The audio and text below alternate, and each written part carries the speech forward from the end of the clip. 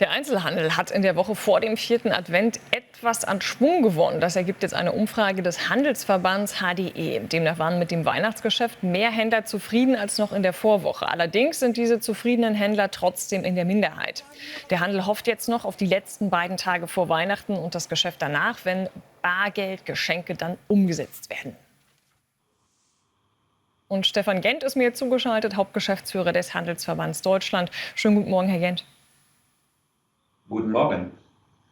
Ja, nun sprechen wir ja und berichten allenorts von der Wirtschaftskrise in Deutschland. Und merken die Einzelhändler das nun auch ganz konkret im Weihnachtsgeschäft, dass also bei vielen das Geld nicht mehr so locker sitzt?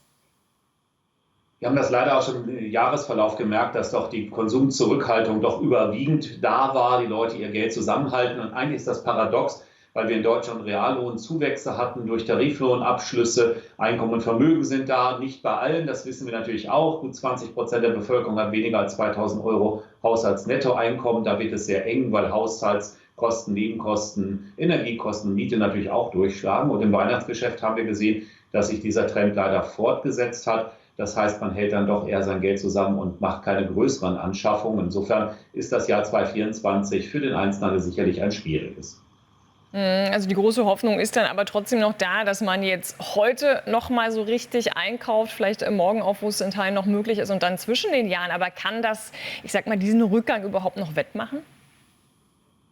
Nein, wir sehen deutlich, dass heute sicherlich wahnsinnig viel los sein wird. Viele haben einfach Urlaub und haben natürlich schon frei, gehen mit der Familie danach shoppen und die Innenstädte werden sicherlich sehr gut besucht sein, zumal man ja auch im Internet so schnell gar nicht mehr etwas bestellen kann, beziehungsweise die Ware so schnell nicht mehr da sein wird. Wir sehen aber auch, dass gerade jetzt zum Jahreswechsel und Anfang Januar sicherlich noch eine hohe Frequenz ist, gerade bis zum 4. Januar. Der Samstag beispielsweise wird sicherlich noch mal sehr stark sein, weil auch Geldgeschenke gemacht werden.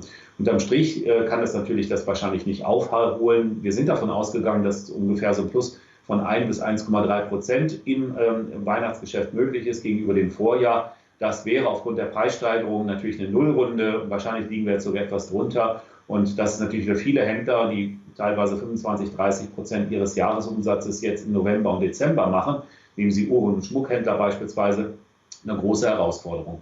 Und dennoch sehen wir natürlich, dass jetzt im Grunde mit dem Blick nach vorne das Jahr 2025 eigentlich ein besseres sein müsste und sein könnte, auch aufgrund der Krisensituation, die hoffentlich nachlassen werden, dass man Lösungen findet und auch innenpolitisch eine vorgezogene Bundestagswahl nochmal dann auch positiv wirken kann. Tja, also Sie haben die Hoffnung auf 2025 noch nicht aufgegeben. Aber wenn Sie jetzt schauen, auch wenn das Jahr unterm Strich nicht so gut war wie erhofft, was ist denn oder was sind Produkte, die immer gekauft werden, egal wie sehr man aufs Geld achtet? Also man hat deutlich gesehen, dass jetzt auch zum Weihnachtsgeschäft natürlich oder in der Zeit November, Dezember Lebensmittel natürlich sehr stark nachgefragt werden. Man gönnt sich zu Hause natürlich etwas für das Fest.